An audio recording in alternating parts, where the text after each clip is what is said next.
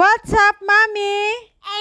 Samahan nyo kami ni Bella sa aming day in my life dito sa probinsya. Ngayong araw, maglilinis na naman nga tayo ng buong bahay. Umpisahan ko nga maglinis sa bintana. Kasi naman matagal maglinis ng bintana. Ilan ba naman ang bintana namin? Diyos ko, day. Hindi pa nga ako natatapos maglinis ng bintana, si Bella nagpaligo na. Ayaw ko kasi na siya lang yung maliligo. Kasi nauubos yung sabon namin. At saka shampoo. Paano ba naman kasi ginagawang bubbles? Pinapabula yung sabon sa tubig.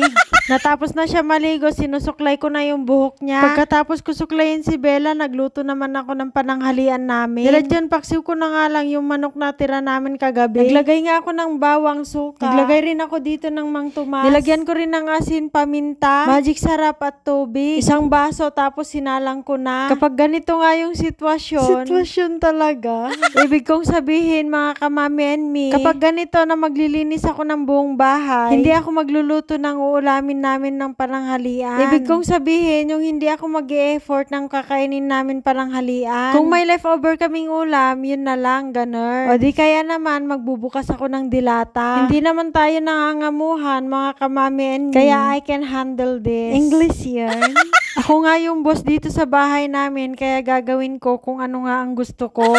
Hindi naman ako yung tipong hindi marunong maglinis, maglaba, magluto. Yakang-yaka natin yan. Basta nanay ka na, alam mo na nga yan lahat. Pagkatapos nga namin kumain ni Bella, ito, kinarir ko na nga talaga yung paglilinis maghapon. Hindi nga ako matahimik hanggat hindi ko mabaligtad itong bahay namin. Hala, sige, kung ano-anong ginagawa mo. Tinanggalan ko nga ng seat cover itong sopa bago ko nga ilipat. Hindi nga matahimik yung mata ko, kaya ito, pinagbubuhat ko na nga itong sopa. Ililipat ko nga dito malapit sa may pintuan. Yung lamesa naman dito ay nilipat ko naman doon malapit sa may kusina. Sabi kasi ni Daddy Jerry, mas maganda nga daw yung 6-seater na lamesa namin ay doon malapit sa may kusina. Doon din naman kasi yung pwesto noon dati. Nailipat ko nga yung lamesa na yon nung nag-birthday si Bella. Ngayon ko pa nga lang mababalik sa pwesto. Nagwalis nga muna ako bago ko ito nailipat. Ito na nga yung mga dumi. Ewan ko bakit saan galing ito, mga kamamin. Dito na nga yung dating pwesto nitong 6-seater na table namin. Sa wakas at naibalik ko na din dito. Dito nga yung pwesto na perfect.